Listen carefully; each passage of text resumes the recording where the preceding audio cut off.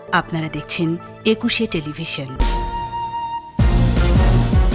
Corona উপসর্গে 23 জেলায় আরও 152 মৃত্যু, লকডাউন আরও 10 দিন বাড়ানোর পরামর্শ। হাসপাতালে শয্যা খালি হওয়ার অপেক্ষা, আইসিইউ সংকট, চিকিৎসক নার্সদের আপ্রাণ চেষ্টা।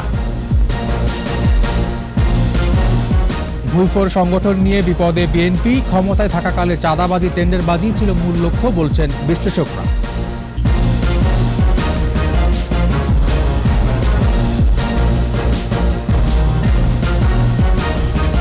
শুনছিলেন ফার্স্ট সিকিউরিটি ইসলামী ব্যাংক লিমিটেডের সংবাদ শিরোনাম। আমন্ত্রণ 21-এর দেশের সংবাদে, সাথে আছি আমি তানজির আহমেদ। দর্শক, 21 টেলিভিশন সংবাদ একই সাথে সরাসরি দেখতে পাবেন আমাদের ফেসবুক পেজ www.facebook.com/2124 অনলাইনে। করোনায় সারা দেশে দীর্ঘ হচ্ছে মৃত্যুর মিছিল। গত 24 ঘন্টায় 23 জেলায় করোনা উপসর্গ নিয়ে 152 জনের মৃত্যু হয়েছে।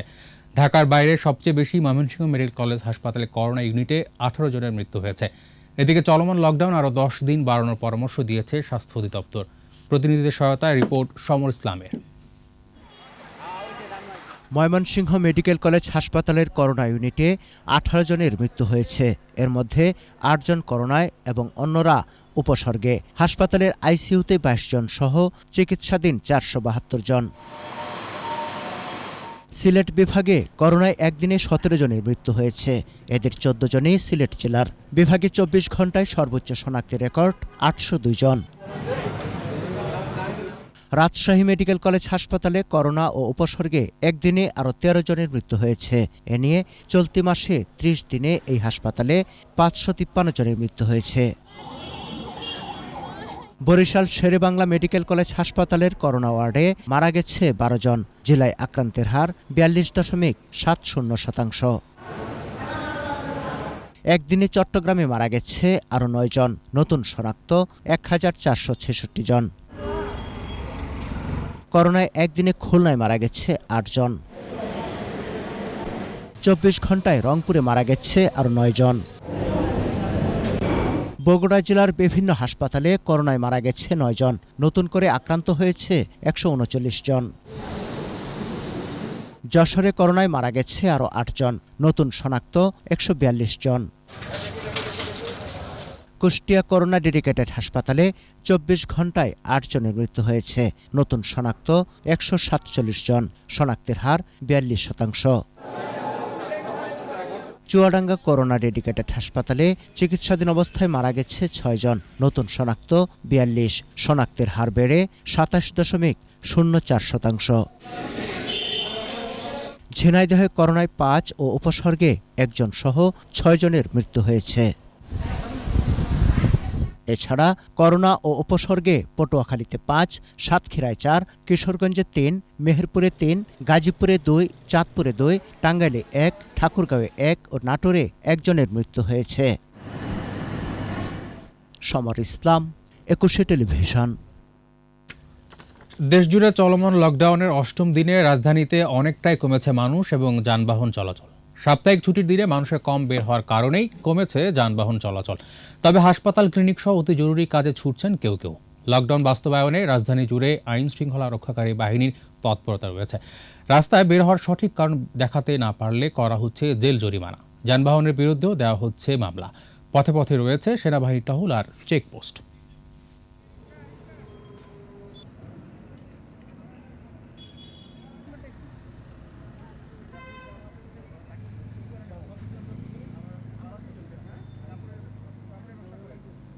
হসপিটালের যারা রোগের জন্য তারা বিভিন্ন ধরনের হসপিটালে যাচ্ছে, কিংবা বিভিন্ন অ্যাম্বুলেন্স আমরা ফলো করতে পারছি। অ্যাম্বুলেন্সের চলাচলটা বেশি, তো এমনি মোটামুটি রাস্তা স্বাভাবিক আছে। এদিকে কঠোর বিধিনিষেধ তোয়াক্কা না করে শিমুলিয়া বাংলাবাজার ও দৌলতদিয়া পাটুরিয়া নৌরুটের যাত্রী ও ব্যক্তিগত যানবাহন পারাপারে চাপ বেড়েছে। মানা হচ্ছে না স্বাস্থ্যবিধি। শিমুলিয়া বাংলাবাজার নৌরুটে বৈরী আবহাওয়ার মধ্যেও ফেরিতে পারাপার হচ্ছে শত শত যাত্রী, ব্যক্তিগত গাড়ি।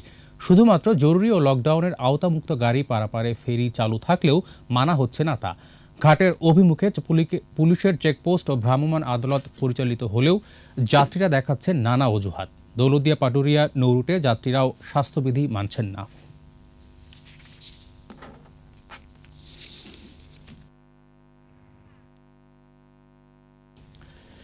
রোগী নিয়ে এই হাসপাতাল থেকে সে হাসপাতাল ঘুরছেন স্বজনরা। সিট খালি না পেয়ে বাইরে অ্যাম্বুলেন্সে অপেক্ষা করতে দেখা যায় অনেককে। বেশিরভাগ হাসপাতালে খালি নেই আইসিইউ। চিকিৎসকরা বলছেন করোনার প্রাণঘাতী ঢেউ কমাতে টিকার বিকল্প নেই। মফিউর রহমানের রিপোর্ট। করোনা সংক্রমণের তীব্রতায় হাসপাতালগুলোতে বেড়েছে রোগীদের ভিড়।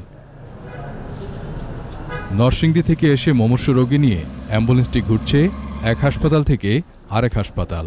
অবশেষে মহাখালী বিশেষায়িত হাসপাতালেই ভর্তির অপেক্ষা। একটু ঠাঁইয়ের জন্য দৌড়ঝাঁপ করছেন স্বজনরা। নরসিংদী তো মানে লোক বেশি, ভর্তি করতে পারতেছে না, এই জন্য নিয়ে আসছে আর কি এখানে। পর্যবেক্ষণ কক্ষেও অনেক রোগীর ভিড়, অপেক্ষা সিট খালি হবার। বলছে যে আপনাদের রিক্সা রাখেন, অপর সিট খালি ফেলে দেবে একটুকু। মহাখালী হাসপাতালে আইসিইউ না পেয়ে মুমূর্ষু রোগী নিয়ে অন্য হাসপাতালেও যাচ্ছেন কেউ কেউ। আমাকে এখানে আইসিইউ পাওয়া হয় নাই, তো আমি এখন গ্রিন রোড ইসলামিক হসপিটালে আইসিইউ ব্যবস্থা করছি, ওইখানে নিয়ে যাচ্ছি। রোগীদের সুস্থ করে তুলতে আপ্রাণ চেষ্টা করে যাচ্ছেন চিকিৎসক ও নার্সরা। সার্বিক ব্যবস্থাপনায় সন্তুষ্ট হাসপাতালে ভর্তি হতে পারা রোগীর স্বজনরা। রাত্রে আসছি আমরা 2:30-3টার দিকে, কিন্তু কিছুক্ষণ আগে আমি সিট পাইছি। করোনামুক্ত হয়ে অনেকেই ফিরছেন বাড়িতে। করোনার কষ্ট যার না হয়েছে সে বুঝবে না, আমরা বাঙালি। আমি 2 ডোজ টিকা দেওয়া, আমার আব্বারও টিকা দেওয়া আছে, বাট তারপরও করোনায় পড়ে গেছি। চিকিৎসকরা বলছেন করোনার বর্তমান ডেল্টা ভেরিয়েন্ট সবচেয়ে প্রাণঘাতী। এ থেকে বাঁচতে সবাইকে টিকা নেওয়ার অনুরোধ তাদের। অন্যগুলোর থেকে 60 গুণ, অনেক ক্ষেত্রে অনেকে বলছে যে 1000 গুণও শক্তিশালী এই ডেল্টা ভেরিয়েন্ট।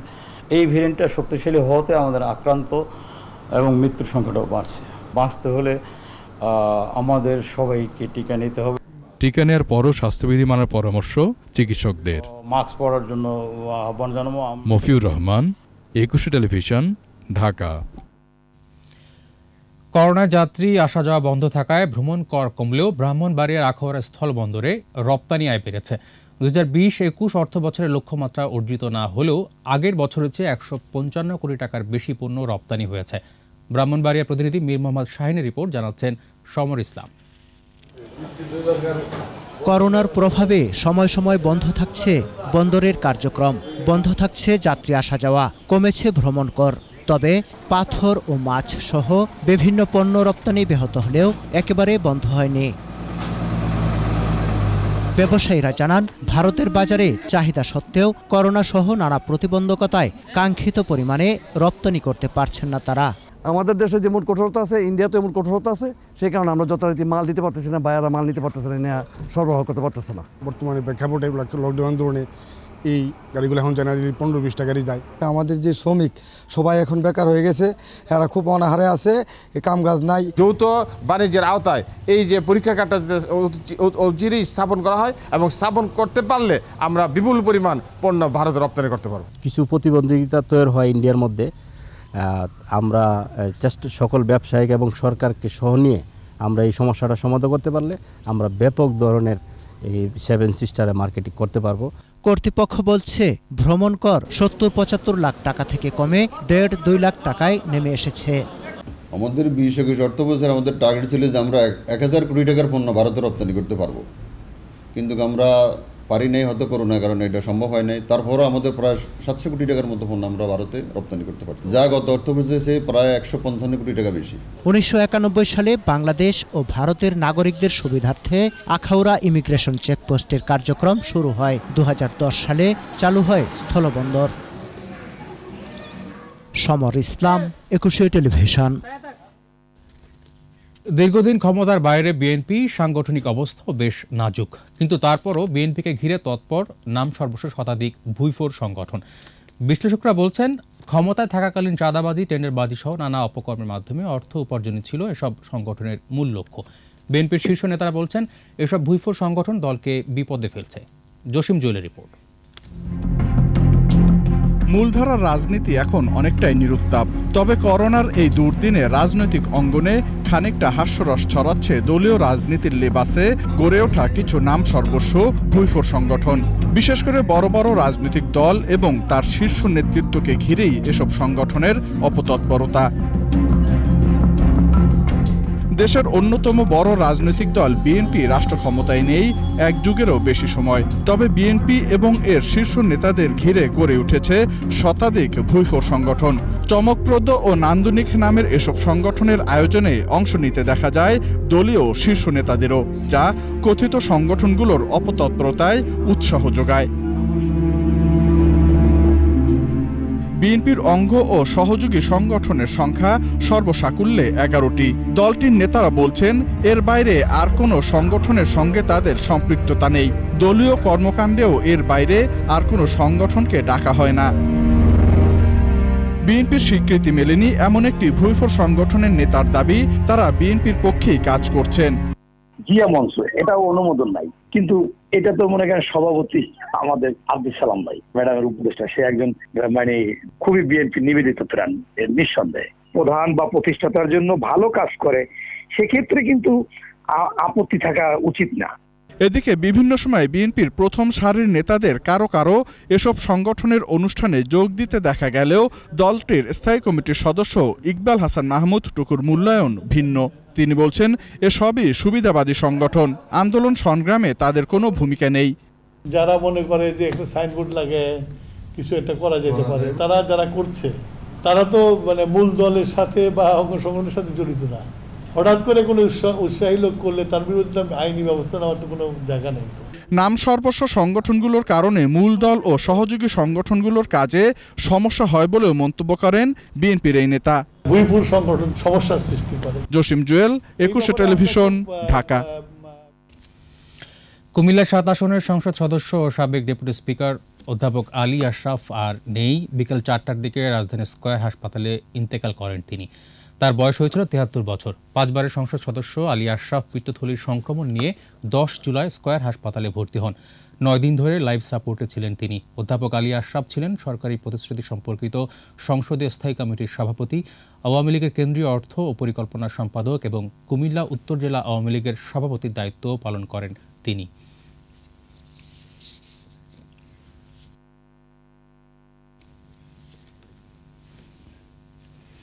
নিচে বিরতি, যখন ফিরছি তখন অন্যান্য খবরের সঙ্গে আরও থাকবে।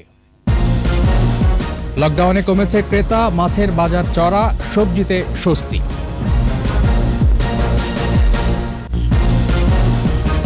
আবার আমন্ত্রণ 21 দেশের সংবাদ।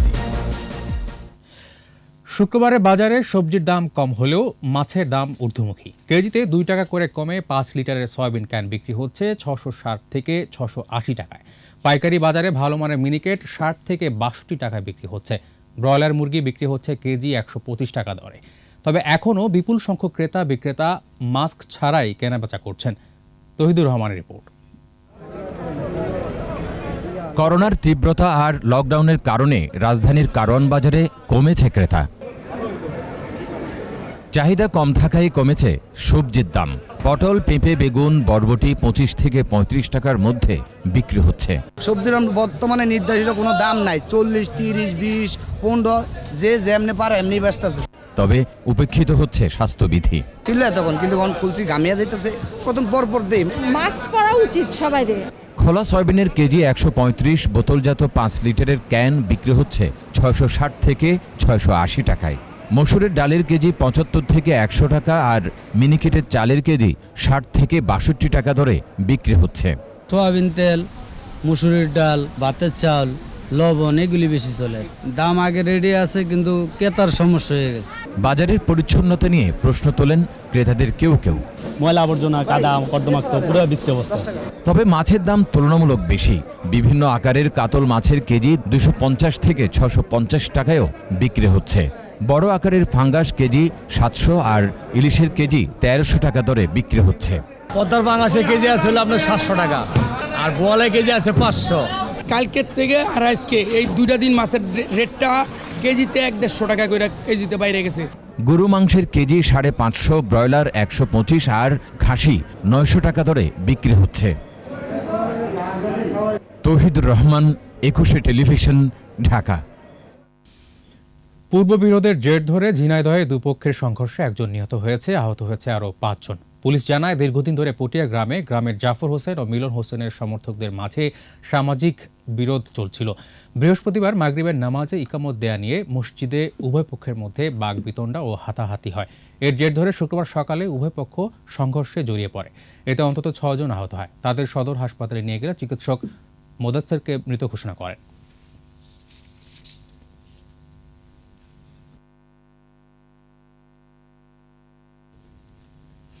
48 ঘন্টা পর স্বাভাবিক হয়েছে মোংলা বন্দরের কার্যক্রম। সকাল থেকে পুরো দমে শুরু হয়েছে বন্দরে অবস্থানরত বিদেশি জাহাজের পণ্য খালাস। এর আগে টানা বৃষ্টিতে বুধবার থেকে 48 ঘন্টা জাহাজ থেকে পণ্য খালাসের কাজ বন্ধ রাখে বন্দর কর্তৃপক্ষ। তবে এখনও পণ্য খালাসের অপেক্ষায় রয়েছে 9টি জাহাজ। ভোলা 3 আসনের সংসদ সদস্য নুরুন্নবী চৌধুরী শাওন বলেছেন, ডিজিটাল বাংলাদেশ বাস্তবায়নের প্রাথমিক ধাপ হিসেবে ইন্টারনেট মানুষের দোরগোড়ায় পৌঁছে দেওয়ার লক্ষ্য নিয়ে কাজ শুরু করেন সজীব ওয়াজেদ জয়। ভোলার লালমোহনে সজীব ওয়াজেদ জয়ের 51তম জন্মদিন উপলক্ষে ভার্চুয়ালি আয়োজিত আলোচনা সভা ও দোয়া মোনাজাতে অংশ নিয়ে তিনি বলেন, এক যুগে দেশে তথ্য প্রযুক্তির যে বিকাশ হয়েছে তার অন্যতম কারিগর সজীব ওয়াজেদ জয়। উপজেলা আওয়ামী লীগের সহ সভাপতি আব্দুল মালিকের সভাপতিত্বে অন্যান্যের মধ্যে বক্তব্য রাখেন উপজেলা চেয়ারম্যান অধ্যক্ষ গিয়াসউদ্দিন আহমেদ, উপজেলা আওয়ামী লীগের সাধারণ সম্পাদক ফখরুল আলম হাওলাদার সহ অন্যান্যরা।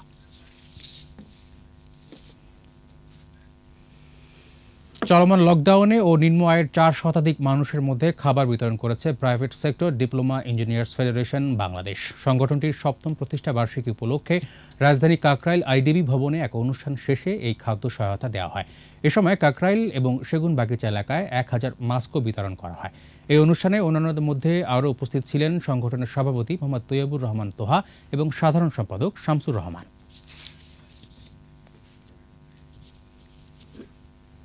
এবার চট্টগ্রাম সংবাদ।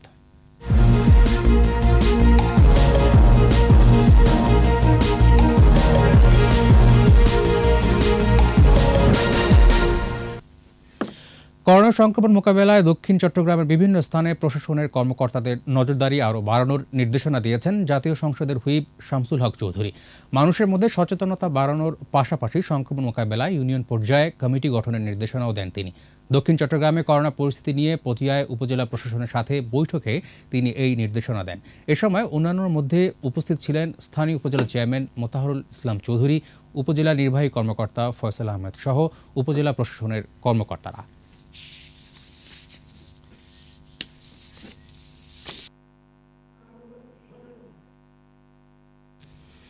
করোনার দুঃসময়ে বিত্তবানদের অসহায় মানুষের পাশে এসে দাঁড়ানোর আহ্বান জানিয়েছেন চট্টগ্রাম মহানগর স্বেচ্ছাসেবক লীগ নেতারা। সংগঠনের উদ্যোগে বঙ্গবন্ধু ল টেম্পল কলেজ মিলনায়তনে অনুষ্ঠানে বঙ্গবন্ধু দহিত্র সজীব ওয়াজেদ জয়ের জন্মদিন উপলক্ষে কেক কাটা এবং বিশেষ মোনাজাতও করা হয়।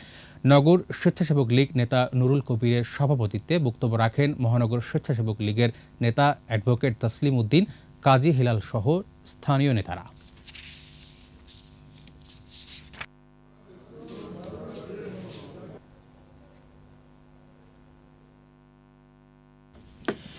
চট্টগ্রামে এতিম ও অসহায় শ্রমজীবীদের সাথে ঈদ শুভেচ্ছা বিনিময় করেছে চট্টগ্রাম মহানগর যুবলীগ নেতারা।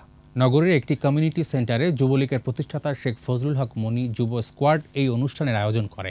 উপস্থিত ছিলেন চট্টগ্রাম মহানগর যুবলীগের আহ্বায়ক মহিউদ্দিন বাচ্চু, যুবলীগ চট্টগ্রাম মহানগর কমিটির নেতা একরাম হোসেন সহ অন্যান্যরা। পরে দরিদ্রদের মধ্যে খাবার বিতরণ এবং যুবলীগের প্রতিষ্ঠাতা শেখ ফজলুল হক মনির আত্মার মাগফিরাত কামনা করে দোয়া করা হয়।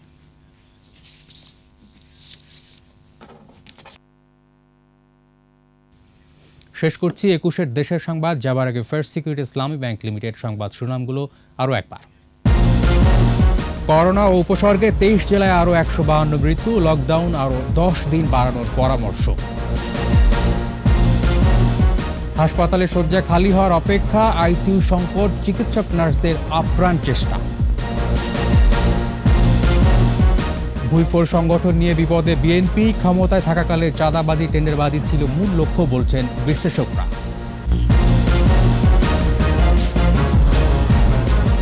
সর্বশেষ খবর জানতে ডায়াল করুন 2021 নম্বরে আর ভিজিট করুন 21tv.com ওয়েবসাইটে। এছাড়া ফেসবুকে লগ ইন করতে পারেন facebook.com/2124 অনলাইনে। এতক্ষণ সাথে থাকার জন্য ধন্যবাদ। পরের সংবাদ সন্ধ্যা 7টায় দেখার আমন্ত্রণ রইল। স্বাস্থ্যবিধি মেনে চলুন, সুস্থ থাকুন।